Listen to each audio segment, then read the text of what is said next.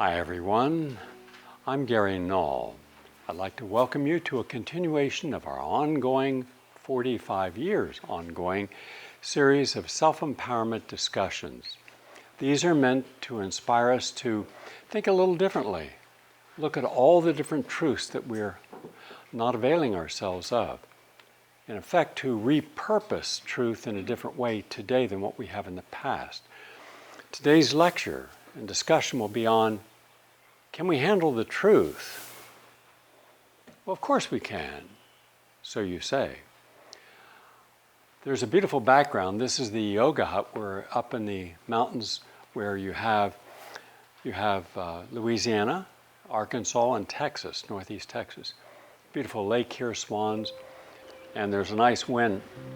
Beautiful aromas in the air, honeysuckle, lavender, lilac, jasmine. So when we're doing our power walking, spacing about 20 feet apart from each other, around all these over 50 acres, you're in nature, you're greening. It's just wonderful. Green time is essential for your well-being because it de-stresses you. And anything that distresses you helps your immune system. To the topic at hand, it seems self-evident that we all accept the truths in our own lives. But here's the question. What if your truth is not truth to everyone? Do you live by individual truths, collective truths, or universal truths? So we have individual realities, collective realities, family realities, cultural realities, class realities, and universal realities. And I noticed this growing up where everyone I asked about life issues, they were very confident and comfortable in their life. Even when they were sick, they assumed it was normal to be sick. I'm 35, I'm 40, I'm middle-aged, they would say. So it's normal to have diabetes and high blood pressure. And those who were over 50 and hitting 60, they were at their death date. So therefore it was normal if they died at 60, well, they lived a good long life. By what standard? But we didn't know how long the Hunzakuts were living in the Himalayas at 8,000 feet, 10,000 feet. For 2,000 years, the descendants of Alexander the Great's armies, the generals that defected and went there and created a unique culture, the longest lived people in the world ever recorded. Some of the men there were out on horseback playing horse pony after the age of 100. I know because the emir, the ruler's family, came to see me to see if I could use my radio show on WMCA, which had a very large audience, to influence public opinion about Pakistan and China building a road right through their country. And they knew what would happen. Do you remember James Hilton's film Lost Horizons with Ronald Colman? That was based upon Hunza, you know, the Shangri-La, the Lost Valley. Well, indeed, they would fast for as much as a month in the spring until new fruits grew. And they would live every day off special things they grew, fermented foods, lots of probiotics. Now, mind you, they're having this conversation with me in the early 1970s. Right now, when someone says the biome in your system or the good bacteria in your system, of which are over 1 trillion in just your gut, you say, probiotics, sauerkraut, kefir, yogurt, yeah, apple cider. But they had dozens of foods that they would ferment, and that kept their biome healthy. They didn't have any scientific studies to validate that. They had life experience. So their truth was, eat that which you can grow, which is organic. They had no sprays. By the way, they had no jails because there was no crime. And they had elders resolve all conflicts. So there was no highly contentious environment. You didn't marry till after the age of 30. Could you imagine the maturity that you would have learning about life issues to prepare you for when you did get married, let's say at 33, I think was your average age, versus getting married in America at 17, 18, 19. And depending upon where you live in the South, you could get married in your teens, 15, 16, back in the 1950s and later. Well, how mature are you? What do you know about life? We had children having children. And when you're 14 and you have a kid, you have no way of understanding how to deal with that. So we make a lot of mistakes. Even today, the United States is the least safe place in all of developed civilization on the planet to have a baby and live to year 1. We're the last place. More children died during birth or miscarriages or stillbirths or in the first year. Nobody talks about that. And yet that's an issue. So one person's truth, if they have a midwife, a nurse midwife in particular, they have a higher chance of having a healthy delivery, both for the mother and child, than in a hospital, in a maternity ward. So you got two truths. Only obstetricians, gynecologists know how to deliver a baby in our medical setting. And another truth, the nurse midwife. We can deliver a child without the episiotomies and cesarean sections at the same level. Now, if there's an emergency, yeah, they're going to take them in and get that done. But they've worked with them. And so you have a very high rate of success. And here, you don't.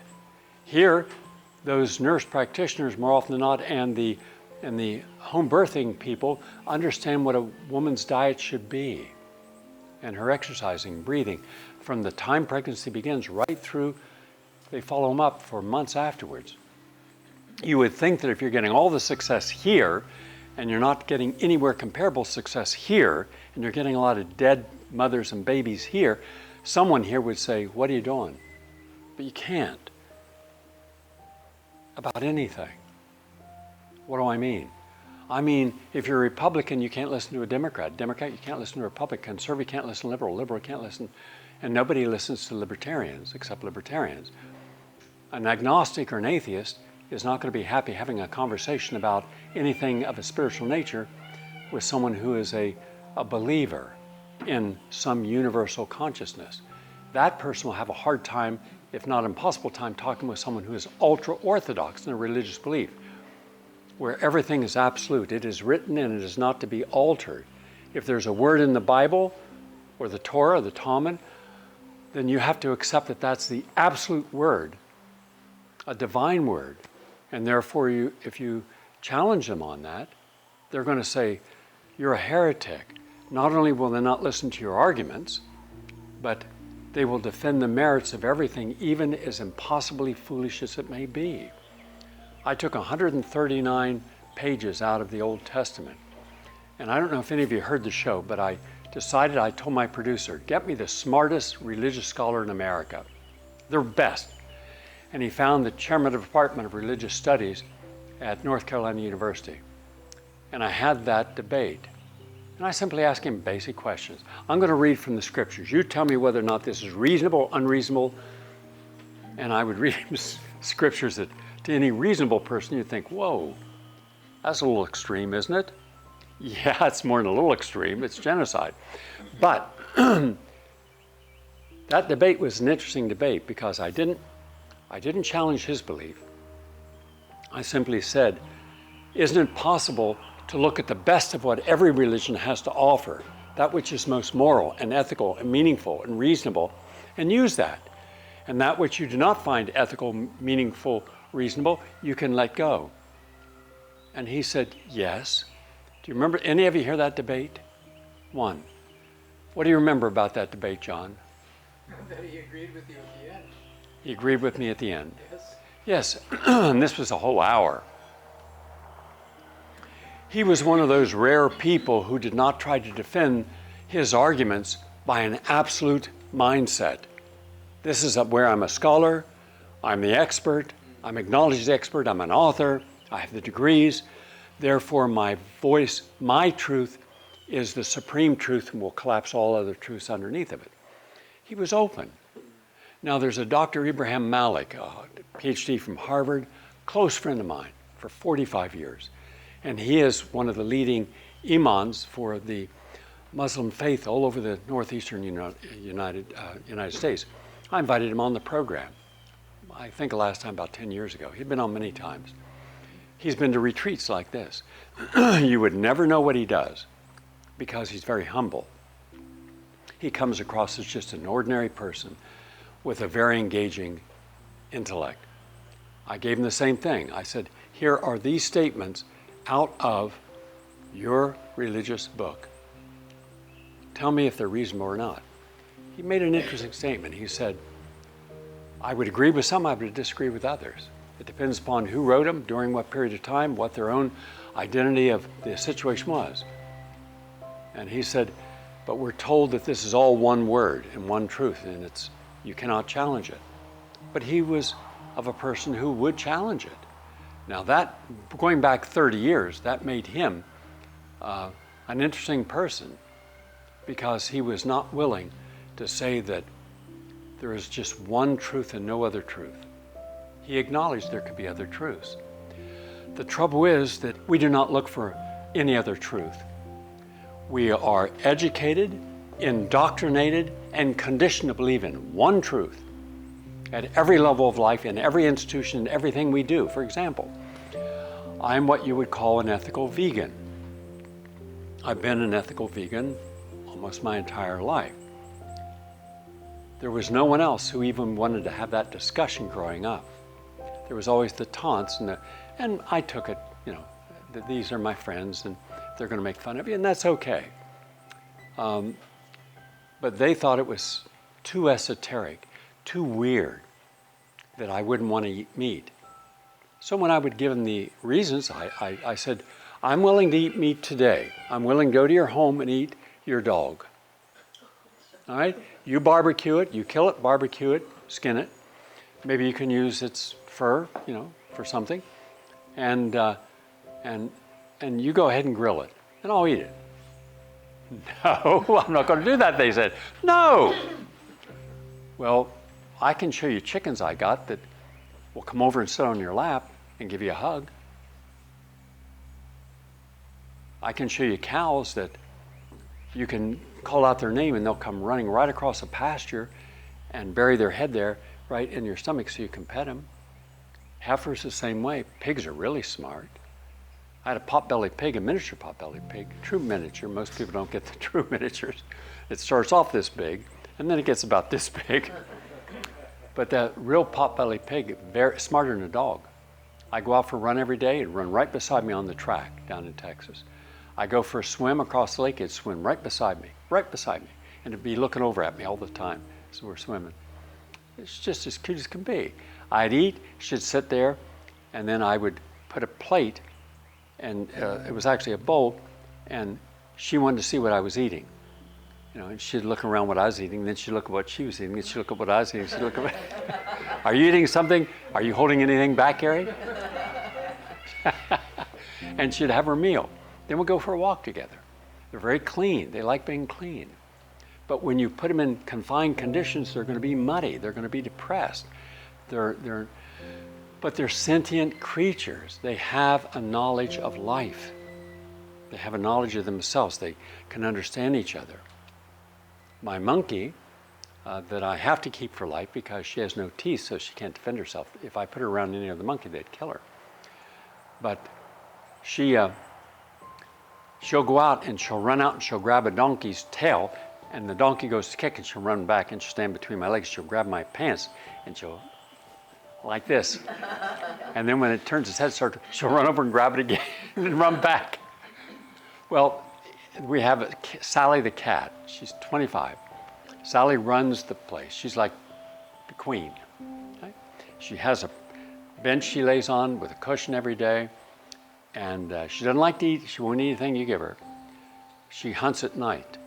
And she eats at night. That's why she's so healthy. So anyhow, she loves being groomed. So she'll go by every enclosure, and the animals love her. The dogs love her. Everybody loves Sally. But in particular, she didn't like Buddha, who's a very quiet, loving creature, because he was a little big, as he's about like this. But she liked Sweetie. So Buddha would throw food out, and then she wouldn't eat it. He'd throw something out. He kept throwing something until she finally said, sniffed it, then he'd run back and he'd throw it closer, closer, closer, there, and then he'd pet her. That takes an intelligence, right? There's a little I got from someone who couldn't handle them anymore, a little squirrel monkey, tiny little thing. They all look like they're dying from malnutrition. Little tiny bodies, I mean tiny, fit in the palm of your hand. They weigh under a pound. And her partner died, and so she was lonely. And so I said I would try to find her a home for life. Well, 7 years later, I couldn't find anyone who wanted her, because you can't just give them someplace, because they'll get in the hands of a breeder because they're very expensive. But one day, I'm standing there and I suddenly see what looked like a shadow run by me. I turned around, I didn't see anything. And then as I'm walking back, there's Buddha sitting there eating, and here's this little spider monkey on his shoulder grooming him. She would come over every day, climb through there. The cage is this big. She climbed through there and groom Buddha. Now, Sweetie didn't want to be groomed, but Buddha did. So she would groom. She'd go try to play with Sweetie. Sweetie turned her back on her, but knew that she was just a little loving creature. So finally, she'd go back into her own place and sleep. And every day, this would go on to create a bond. I've seen every kind of, even my macaw, Blue-and-Gold macaw, I have Sweetie. I had just gotten a little tiny capuchin monkey. The owner had had a heart attack down in Houston, couldn't take care of her, called me and said, I hear you take care of animals, you have an animal sanctuary. I said, I do. He sent this monkey up, and I put it on my table where I work outside. And for 3 days, she never came out. I put food there. In the morning, the food be eaten. And I'm sitting there, and on the third day, suddenly I see this little tiny finger come up and touch my finger and pull back. And then she'd touch it again. I just left my hand there. Till finally she was holding my finger. And then out came her little big eyes. And she did a little murmur. Because for a year, they don't say anything. They're totally silent. And I believe that's genetic, because in nature, if the mother is trying to keep them safe and you've got snakes up in the trees, like boa constrictors, they have to be quiet. So I believe that's why. It was wonderful, to see her grow and develop. And then I'd put her in her baby crib at night. In about 3 months, she had a security blanket. They all want teddy bears and security blankets. And a monkey will actually pull the sheets over them and wrap it. You can't know they're there. They'll sleep all night. And in the morning, their little eyes come out and look at you. Interesting how a universal truth is that creatures want to coexist. They want to share love. They want to be safe, and we don't recognize this. And so to my friends who are meat eaters, I said, spend a week with me up at the Fertile Earth Farm, upstate New York, from 1971 to, for 14 years, thousands of people came up there on the weekends to learn farming, and I gave classes to them. Gardening, soil conservation, ecology, all that was taught. And all the meals were vegan, but most importantly, it was my first animal sanctuary. I said, would you want to eat that little heifer? Oh, no, I love it, and hugging, kissing. Now, what if we took the same universal truth to people? I don't want to kill you because you're a different race. I don't want to kill you because you're from Afghanistan, or you're from Iraq, or you're from Yemen, or you're from Syria, or, oh gee, that's interesting, because that's exactly what we did, didn't we? Yeah, we did. Did we have any angst? Did we have any wake-up call? Did it strike us that maybe somehow we treat our dogs and cats better than we treat people around the world? Did that ever occur to anyone? You would never allow anything to harm your cat, dog, bird, or fish, and yet a kid's starving to death. Remember that iconic photo of the little boy with a big bulbous belly? I think it was in Yemen, and right behind him is a buzzard waiting for the kid to die so the buzzard can eat the kid. And you look at it thinking, my God, we waste enough food every day to feed every single person in Yemen all they need. And yet we have 19 million people, as I speak right now, starving in Yemen, suffering from cholera, a cholera that was 3 times worse than one in Haiti, which is the one worst in the world, caused by the United Nations troops that were there. So now think of that. What if we told everyone who eats meat, we got the beef, right? All these different bacon and eggs and hash browns, anything they can think of, they throw on there, right? All to create what is called product differentiation. Look at our product, it's better. And you serve something cheap, $3, $2, $5, and you get a whole meal. The trouble is there's nothing nutritious in that Everything in there is pro-inflammatory and can cause and contribute to disease. But we don't look at where it came from. Our truth must deny the lack of civility, consciousness, morality, and ethics of where our food comes from. Because if you had to watch every stage of an animal's development to the final slaughter and see the terror in their eyes, you would say, I can't handle this. But that's why I say, can you handle the truth? So I'm just giving you a few examples.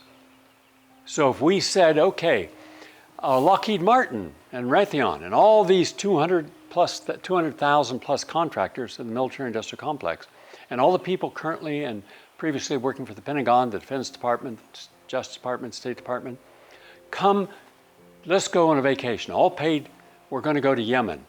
Because you created Yemen. You created it. Not the Saudis. No one else. You did. Because you supported the people who were engaged in the conflict. You could have stopped it. You chose not to. And I want you to see what it's like. But you have to live as they do. So if they don't have any food for the next 5 days, you can't have food for the next 5 days. If they're staying in a bombed out hovel, you have to do the same. If they have no water except toxic water, you have to drink that. Let's take them to, all right, from Yemen, let's take them to Libya's capital prior to bombing it. Oh my goodness, Libya. They had the largest human-made water system in the world. Gaddafi built it to give water, free water to Africa, hundreds of millions of people. There was no debt, there was no crime. There was civility. It was the Paris of Africa. Highest literacy rate. More people are educated in Libya under Gaddafi than in the United States, Great Britain, and even Germany. Some of the most arrogant people on the planet. All right? So we think we're educated and smart. They had a better education system. It was free. No debt. They had a better medical system. Everybody got any medical care, and if you couldn't be taken care of in state-of-the-art hospitals in Libya, you could go any place in the world. You would get there, you'd be treated. Libya put up the whole money for it. There was zero unemployment. If you had an education and you couldn't get a job, they paid you what your normal salary would be if you were working until you got work. If you wanted a farm, they bought you a farm. And you can't just have a farm. They would build you a farmhouse, they would build an irrigation system, they would build barns, they would get you tractors, seeds, everything. You didn't know that, did you? Because it's not your truth. Remember, your truth is a very tiny, minuscule truth. That's your truth about everything. But in the larger world, when you at least make yourself vulnerable, I forgot. You can't look for any other truth if you're vulnerable, if you're not vulnerable. So we hide from any other truth by not wanting to know, intentional ignorance. I didn't know that Libya treated its Muslim women with greater respect than any other Muslim country in the world, and they have more rights, more freedom. They were greater represented in the parliaments. They have the majority of people in their parliaments or their people's democratic council, so every community had its own democratic council. This wasn't the federal government. This wasn't Gaddafi. This was people power. Yeah. So just imagine 54 countries in Africa. It was number one in wealth, number one in education. They lived the longest lifespan, longer than the average American. Gee whiz, now how do you figure out you're a big shot at Harvard, big shot at Yale, big shot at Stanford, big shot at Penn State, University of Pennsylvania, at Chicago University, these amongst the Ivy League schools. You're the top economist, you're the top behavioralist, top sociologist, top psychologist, yet you never use Libya as a model for anything. Your truth won't allow their truth to supersede because you can only have one truth of anything in life. One truth. You get one serving, one time, and it's supposed to cover all your needs for the rest of your life. This is your life. This is your truth. A single truth. We're not allowed to have two truths. We're not allowed to have five truths. One truth, and that's why you've been a mess. That's why your life doesn't work. That's why you have disease. That's why you have cancer. That's why you have high blood pressure, dementia, arthritis. One truth. The truth is that there is no food or beverage that can prevent or treat any disease. Who says? Well, I debated on my show in 1975 the head of the top rheumatologist in New York, and that was the actual statement, because I was reading to him from his own Rheumatology Association, their truth. Nothing to do with diet, nothing to do with behavior, nothing to do with stress, nothing to do with the food, juices, nothing. But they were wrong.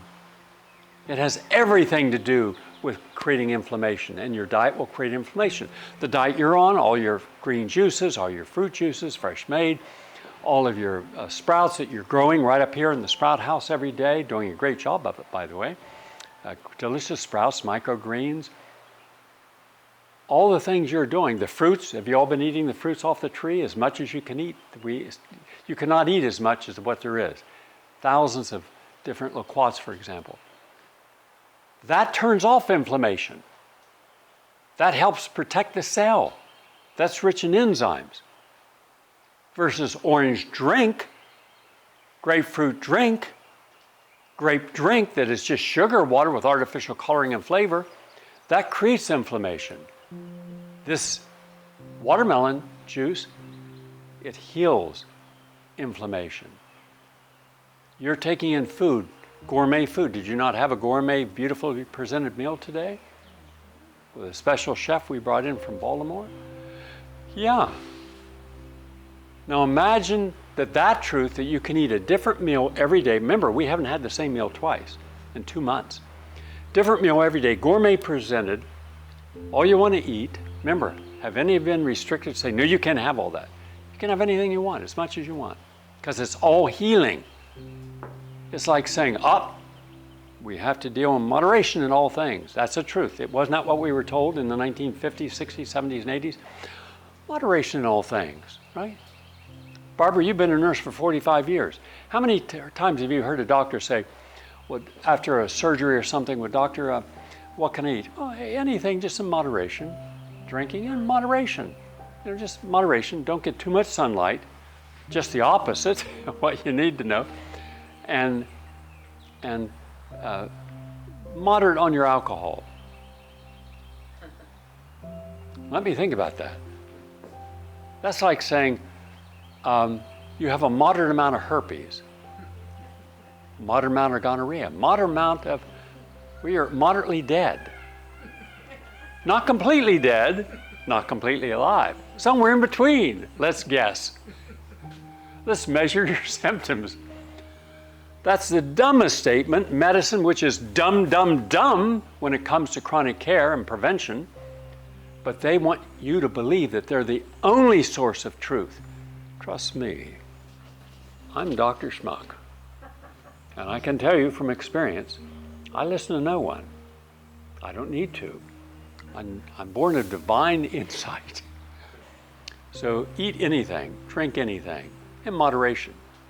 But doctor, I'm a 6'4", 295-pound man. My daughter is only 6 and she weighs 43 pounds. Are you saying that we can both eat anything we want in moderation? Of course. How much is moderate? I can pack away, a whole steak. Moderate. You see, there is no such thing as moderate. But medicine and American science and in particular are really, they're really odd people, because they start off with a supposition that take a theory and make it fact. Moderation, well, where's the proof? Is a moderate amount of a toxin, mercury, lead, cadmium, aluminum, is that any less safe for the body because it's in less amount? It's any amount of those is toxic. There is no such thing as a safe amount of mercury, lead, cadmium, and aluminum. None. There is no such thing as a safe amount of alcohol. I wrote the book in 1974 on alcohol and nutrition. And I said there's no safe amount. I've said that for decades. Now they finally acknowledged it. All these decades, 50 years later, they say, you're right. But they don't say, I'm right. They just no longer say that they're right. They've changed. They have a right to do that. and take no responsibility for all the people who died based upon misinformation they gave. Where I grew up, smoking 2 packs a day was considered moderate. Some people smoke 4. Well, they're smoking 4. I'm only smoking 2 packs. It's nothing. Who cares? Nothing. My lungs can handle it. But it wasn't true. We have morbid obesity in this country, obesity and overweight. If you just take obese people in the country, it's 1/2. If you take overweight, it's 80% of the American population or higher. How many people in America are actually being healthy with their diet? 3%. 97% are not. Now you're talking about lawyers, doctors, engineers, accountants, business people, professors. You're talking about the full spectrum of highly educated people, and they're all wrong. Because what they do shows that their truth doesn't work for them. So when you even apply your own truths to yourself, it still doesn't work. Now that's just about diet and all the consequences. Now let's just take a different place. Money. Put your money in a bank, it's safe. No, it's not. Well, put it into a 401k, you won't lose it. Yeah, we did. Well, the most important people in America to tell us how to bank are bankers and Wall Street people. They have our interests at stake. We have to protect them. We have to save them. No, we don't. There's nothing they do on Wall Street that contributes to your safety and well-being and your financial security. If Wall Street ceased to exist tomorrow, we'd have a better world. Why? Simple. Because they make money off money. They close factories by financing equity partners that buy companies. Think of Linens and things. Think of all the companies now that are going broke. Think of Fairway Supermarket in New York, Macy's, Federated Stores. Almost all the historically well-run stores that had almost no debt, good working conditions, good salaries, now are all underwater. The executives get the bailout, the people working there don't, and Toys R Us, a good example. When Bain Capital, which is owned by one of the partners, is Mitt Romney, nobody ever questioned him at any time about the unethical process of how you buy a company with money from Wall Street as a bridge loan. You use very little of your own money to buy it, maybe 5–10%. You take the assets of that company that might have been there for 100 years, you strip off the assets, you sell what you can, you downsize people with no opportunity for getting compensated, and then when they do make money, saddled with enormous debt, you take every penny that comes in as a commission or a service fee until finally it collapses under debt. About 6 years, 7 years, average length of a company could have been profitable and a part of the community for decades. So their truth is, we only care about making money. The ethics of how we make it are never considered. George Soros actually said that, how he makes his money. He didn't care. And yet when he played the peso and when he played the Russian ruble as two examples, millions of people no longer had the value in their currency, and as a result they suffered. Some couldn't buy food, others couldn't pay rent, and yet he didn't care. So all the people went to his foundations to get money, and the moment you give money to someone out of your foundation, you just whitewashed your whole image. Now you're the good guy. No, there's nothing good about George Soros or any of these other so-called philanthropists. Nothing good. But the truth is, we won't look at someone for how they made their money, the ethics of making their money. We can't look at it because then almost all corporate America would be considered immoral, not just amoral, immoral. I'll give you another example. Let's just say that you're in Connecticut, you work for a company that makes personal landmines, the ones you step on and blow about 10,000 legs off a year. Right now, we sold them to the military or private contractors working for the military. They went into countries and they planted them. They weren't responsible for taking them back out after their conflict. As a result, there are hundreds of millions of landmines all over the world, hurting people, killing people. No responsibility. You get your check, hey, I didn't blow the kids' legs off, but you work for the company, you actually make the landmine. You feel no qualms? Are you another one of the good Germans?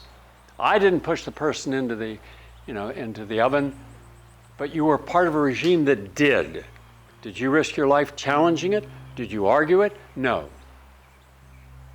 So our truth is, the moment we work for someone where we don't check the type of process or product that they're creating, we're part of that. So we're part of taking Libya's Gaddafi and making it into a basket case where you can buy organs because they're harvesting organs out of the population, and you can buy slaves in the slave market, $400 to $800 a person.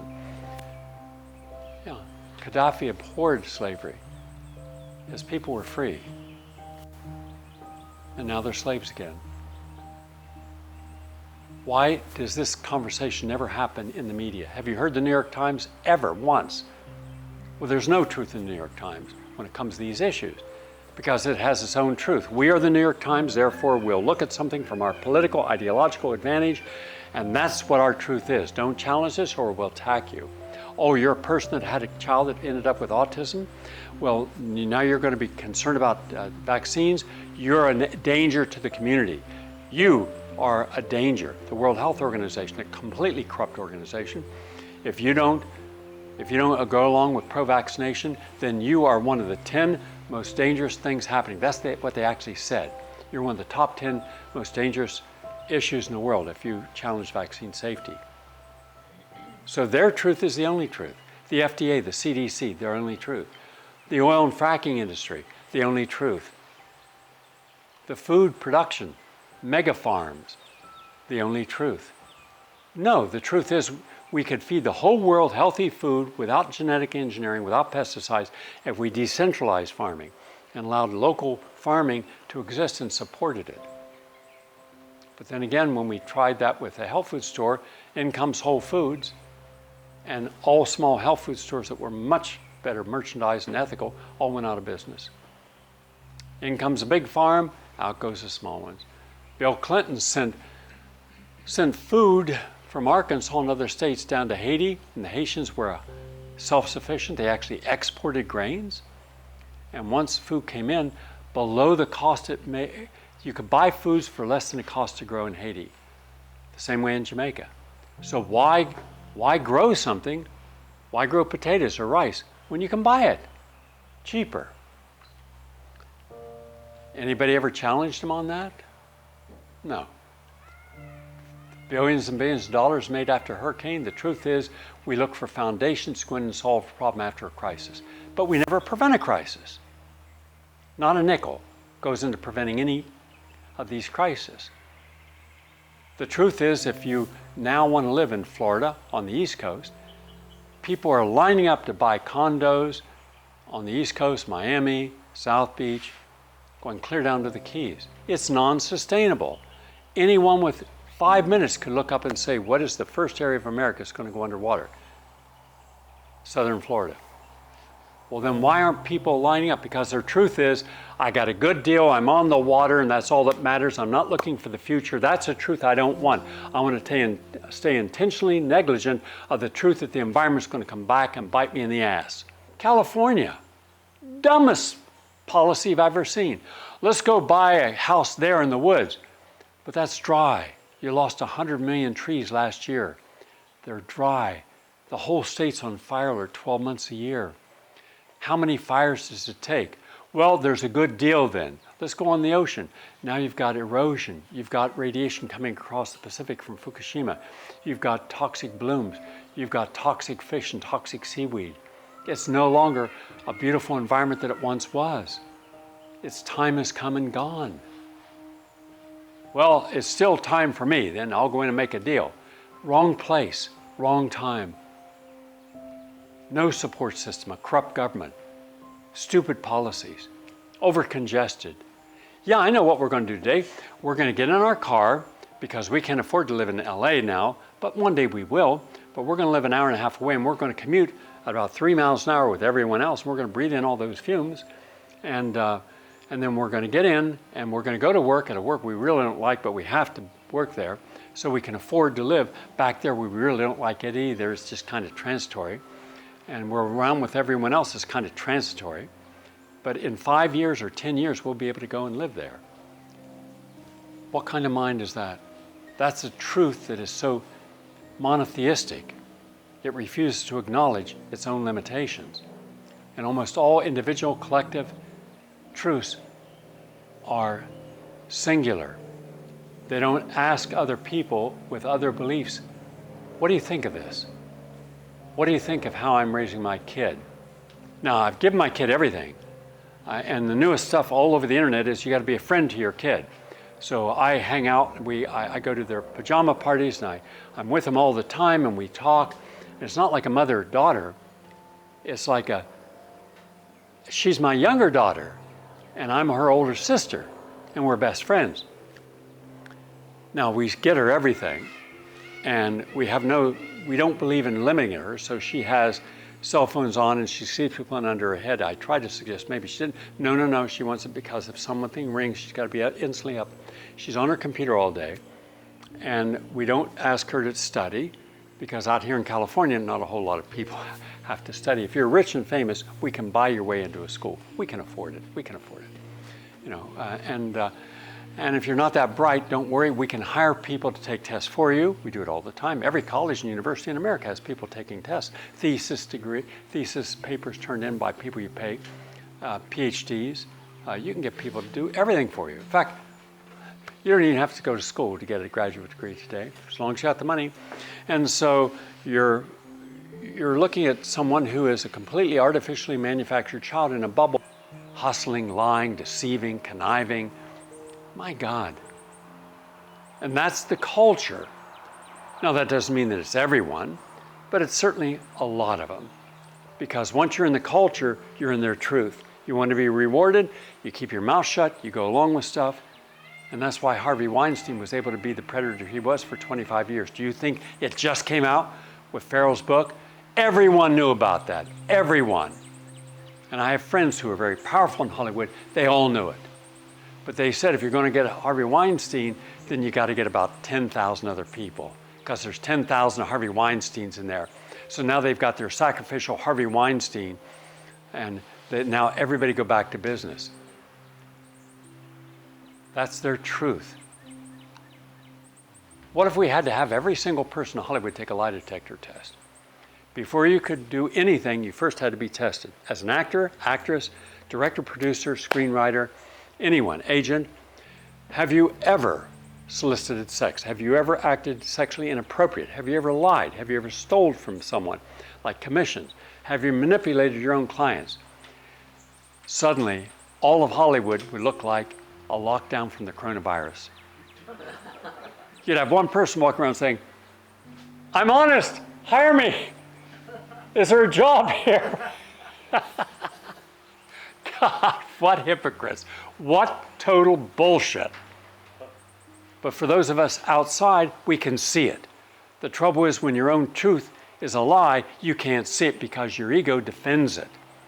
Do you think the military-industrial complex says, we've created enough war, we've profited off regime change, we've destroyed tens of millions of people, can't we take a break for a year? No. There's money on the table. It's free.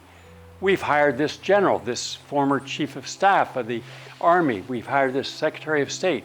We have thousands of these people that when they retire, we bring them back into our company, give them a gold credit card, give them a limousine, they can do anything they want because they're going to go right back in there and get us contracts. No one's going to question contracts. And that's the reality. That's the reality. But what about de-ghettoizing a city? What about going into a place and seeing that it's not gentrified, where the poor are pushed out and the rich take over? So the rich have nice streets to walk down, but the poor who live there, who are decent people, don't have a street they can live at. Then now they are out in the boondocks, they're in a complete ghetto. We don't care about them. They're not important. Have you ever seen any of these poor people walk a red carpet? Well, then that's your answer. We want red carpet people. That's who we're going to hire. That's who we want to live around. Is any of this resonating with you? So when I said the topic of my lecture is, can you handle the truth? I'm not parroting Jack Nicholson being questioned by Tom Cruise and that film, well, Few Good Men. No, I'm saying that just about every single part of our life we live through limited awareness, greater lies, and nothing changes. Let's take the money out of politics. Everybody votes, and then you get all the money you can in your politics. Let's take care of your baby, but then you abandon every possible way of helping women and men who need to put their child while they work into daycare, even a holistic daycare. There's no money for them.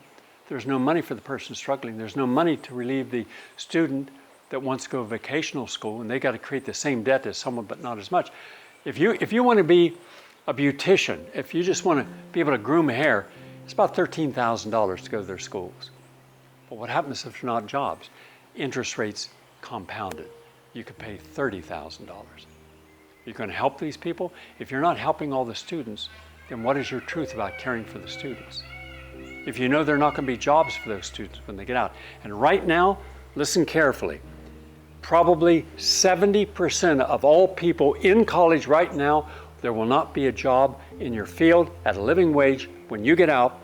If you do get a job, it's going to be a minimal job unless you're a doctor or a nurse or one of the 8 fields where they have some jobs. But automation, artificial intelligence, visas coming in from other countries, they're going to take in transhumanists, going to take your jobs.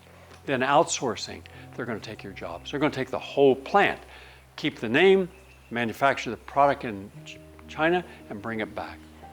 Are they telling you this when you go to sign up? No, they're not, because they want your money. Do you think I trust Harvard, Yale, Princeton, the administrators, the trustees, the people that oversee their gigantic amounts of money they have in their trust accounts? Not at all.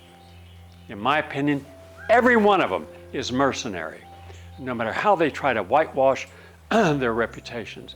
Because if they really cared, they would take their endowments at Harvard, about $40 billion more or less, and they would pay off all the student debt in their university and still have billions left over. They're not going to do it. And why are you paying so much money? Profit. Not because you're getting a better education. Do you really think, does your truth tell you that if you go to an Ivy League school, you're going to get a better education? You're not. It's a lie. It's an absolute lie. For every university, you show me a professor that is a good teacher, I'll show you a public university that has an equally good teacher. For every student that graduates from a private Ivy League school and becomes conceited and narcissistic and an asshole, I'll show you for life.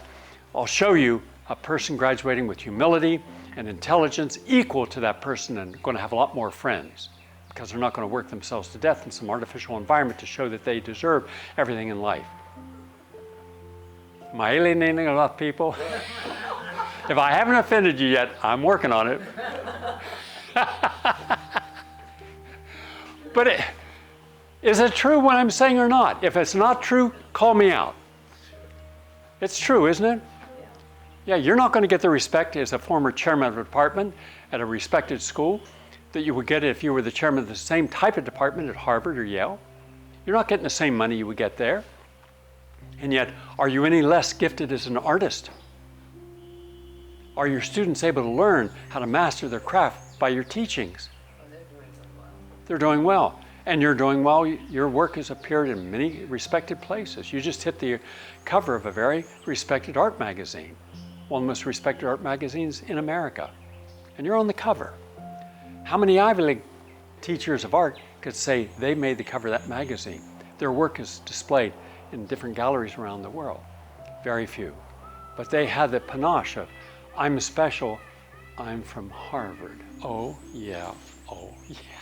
God, Jesus, man. There is so much arrogance and conceit and narcissism in all of you Ivy League colleges. Now that doesn't mean that every student there is arrogant and conceited and narcissistic. It doesn't mean they're all coming from spoiled, petulant, professional class, lawyers, doctors, engineers. You're the ones we should really emphasize population control. Not out. We should have people who are open, humane, sensitive, empathetic, intelligent, and wanting to see critical learning as the core faculty criteria, not who built a building on campus and suddenly that person's in there, or who gave an endowment, a former graduate, and suddenly their kids get in, or who was rich enough to have their kids get in and be on a rowing team when they didn't know what a row was, how to row. But that's what we're seeing, aren't we? Here's the story you're seeing. Huffington and some of the others arrested, pled guilty, or are going to trial for what amounts to bribery. You're giving someone money, right, to get something that you didn't earn. Here's what you're not seeing, and that's insignificant. Insignificant. What you're not seeing is how many people will pay someone to take a test for them, pay to go to class for them, pay to write a thesis for them. We're talking about not a few hundred celebrities or rich people who should never have had a kid, but instead we're talking about tens of thousands participating in that scam. That's been going on for 40 years. 40 years. I remember when I went to school and others, and you went to school, if we earned a doctorate, we earned a doctorate. If we had to show mastery of field, we showed mastery of field. It was our brains, our effort, our knowledge, our commitment to excellence that got us our doctorates. Today, I wouldn't trust anybody that came out of these schools as if they had had no help getting their doctorate or master's or even their bachelor degree. So we're living a lie. We don't have an educational system that is there primarily to teach people critical thinking skills that we once had. There are skills were honed in the 1920s, 30s, 40s, 50s, 60s, and even 70s. It stopped then. That does not mean that every kid graduating from school does not have a right to declare, I did it on my own with my teacher's help, because there are a lot of those students. I'm talking about the ones that we assume that everyone is this way. It's not. That's one of the lies. So we lie about wanting to be healthy. I want to be healthy. Prove it. What do you mean? Well, you're overweight. That means you mastered overeating. You mastered gluttony. You mastered obesity. You mastered the excuses. Now, you can give me an excuse, and I don't accept excuses. I accept results. So show me you deserve my respect by honoring that you do want to be healthy by being healthy. Just do it. Don't talk about it. Because you start talking about it, your subconscious is going to be all that I hear, and it's going to build into our discussion all of the excuses. Well, you know, this happened, I was in a bad relationship, and I lost my this, and that happened, and therefore I had no choice. I had to eat that 5-pound cake myself. And the 2 tubs of ice cream that went with it. And got up at 3 in the morning and ate the Oreos. So we can make an excuse for not honoring a truth, or we can honor the truth. Occam's razor, go right to the heart of anything. Don't blink, don't lie. Just tell the truth. What is the problem? And there is the answer right in front of you. Instead, we can't handle that. I can't handle that. I can't handle that, Gary. I'm not used to being direct, and so let's go over here. Let me triangulate with excuses. Now, I didn't know that eating X would cause, I didn't read that by being sedentary, I didn't know, oh yeah, you didn't want to know, or you did know and denied it. Now, forgive your past, but learn its lesson. Forgive others for what they've done to you or with you, and go forward. So if you want a truth that you can live by, that is ethical, honorable, moral, decent, and challenging, that allows you a chance to grow, because if your truth locks you in, so you can't do what you want to do because you as the individual don't count what you represent to the larger community, the cult, the group, the guild, the sorority, the fraternity, that's all that matters. So I am Phi Kappa Beta. No, you're a human being. That's just a little nuisance club. What else are you? Are you an individual? Do you have a right to speak your mind? Do you have a right to look for truth beyond the controlled truth that others guide you by? So when you can break free of all these constraints, when you can read the books you want to read, when you can watch the films you want to watch, when you can eat the foods you want to eat, and all those do one thing that is a truth. They all help you. So what helps you then continues your inspiration of trusting and trying and going forward. So by example, you then one day look in the mirror and say, you know something? I deserve to respect myself because I'm making no excuses for my weaknesses. I'm trying to understand them. I'm trying to limit them. I'm trying to not put my limitation or my dark side onto anyone else. I'm trying not to bring my lower common denominator into anyone else's life. They don't deserve that. Anyone in my life deserves for me to respect them, to have their back, to be patient and understanding, to not try to change them into my image or my needs. And that's what I have to do. And today I can do that because I have confidence. I don't have to wait. Hold on. Am I allowed to say something? I'm sorry, I can't tell the truth. Not the whole truth. How much truth can I tell him? I can only tell you 0.1% truth. Accept it as 100%. No, I want to hear what you have to say. I can't tell you what I have to say because I don't know what to say except what others have told me to say. I can only read what they've written in this book, and that's my truth. My own personal truth I don't have. I as an individual no longer exist. I as a part of a collective whole, a consensus, I exist there, and some of my needs are taken care of, but I'm not allowed to have freedom. I don't have freedom to look outside of my belief system. I don't have freedom to question other people who have left my belief system. I can't talk with those people. They're the heretics. They're the stupid people. They're the quacks. Linus Pauling was a quack. So he published, 400 and some scientific papers, and he was one of the most cited scientists in American history, and he won 2 unshared Nobel Prizes. And no. He had to be wrong because he was talking about vitamin C and cancer, and we know that vitamin C has nothing to do except creating expensive urine. That's what we were told. That's my truth. Therefore, my truth is Linus Pauling is not a part of my truth. Gary Null, oh, what a nut job. There's a bad apple. He's one of these people that believe that what you think you can become, and he's one of these people who believe in nature. Nature's not there to believe in. Nature's there. Look, if we got a tree and it's got fruit, pick the fruit and then cut down the tree because we'll use it for wood. You want to believe in that? No, there's too much danger in being that open, that real, that free. We have to moderate our freedoms. We have to moderate. We can't go overboard. I mean, after all, be realistic. He wants you to be healthy and happy. Whoa! I mean, how healthy do you want me to be? Let's not get radical. You want me to take 10 vitamins? I won't have any time all day except to take 10 vitamins. You're eating 25 French fries. Well, that's different. I can eat 25 French fries at one time, and I can have that 16-ounce Coke of sugar water, phosphoric acid, and I can eat over 700 grains of sugar in a teaspoon, but don't ask me to eat vitamins. It's too much. Let's go slower. 1 vitamin per month. I can handle that. That's moderation. We trust in something and we believe it's the truth until we show there's a whole other truth that's absolutely the opposite.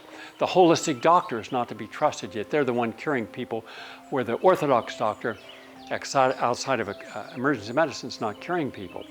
The rheumatologist is not going to cure your arthritis. They'll treat you.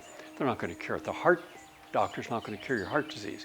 And if you should be cured of a cancer, they're going to take 100% of the credit without looking at anything else you did that could have cured it. But the holistic doctor is humble. They've had to live in the shadow of disrespect. They've had to approach every conference. I'm sorry, my head is bowed down, oh great board-certified doctors.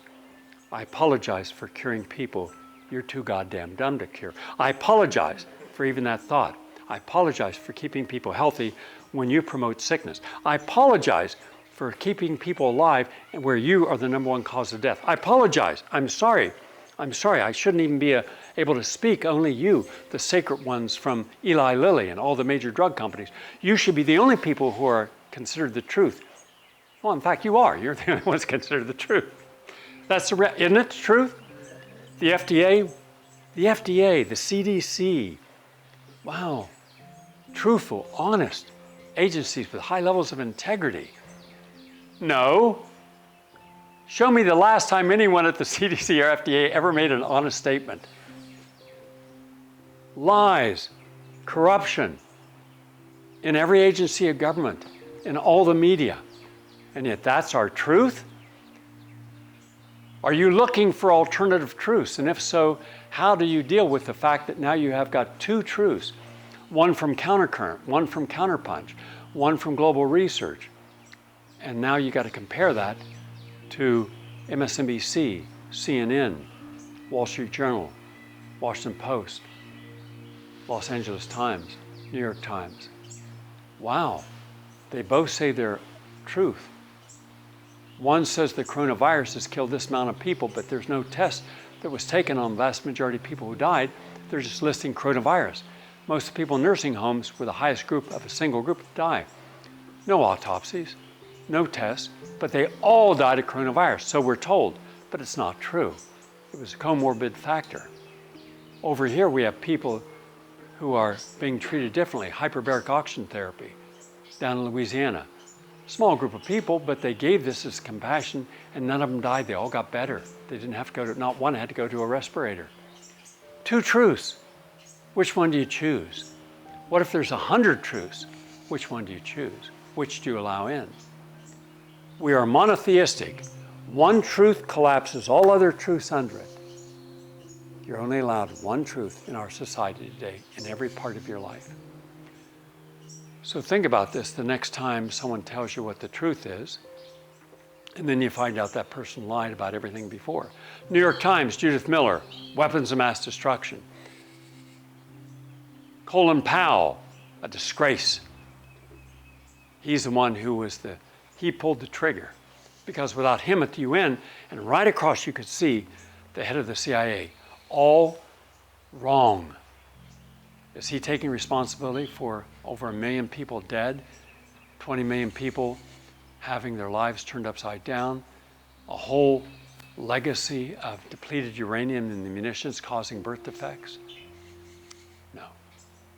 Not a single person who's done anything wrong in the last 100 years has been held accountable for it. Not Westmoreland, not Nixon, not Haldeman, Ehrlichman, Henry Kissinger. In America, we're unique. The French are the same. The English are the same. Well, so are the Germans, and the Russians, and the Chinese. And the whole world is sociopathic, because no one's ever held accountable when you're in a position of power for the mistakes you've made. You don't have to apologize. George Bush hasn't apologized. For all the people who are without limbs today, or in body bags, or blowing their brains out, 22 per day, because of his war. And yet he's still respected. Clinton is still respected. Obama is still respected. And if you can't see those lies disguised as truths, then how are you going to handle the truth when you finally are made aware of it? Are you going to feel uncomfortable? Are you going to feel guilt? Are you going to feel shame for being so foolish for so long? Each of you will deal with it in a different way. My hope is that now, at least, right in front of you, you'll see truths that you've been living in denial of. And then maybe one day, you won't need a village to tell you how to think, or a bureaucracy of how to treat your body. Thank you all.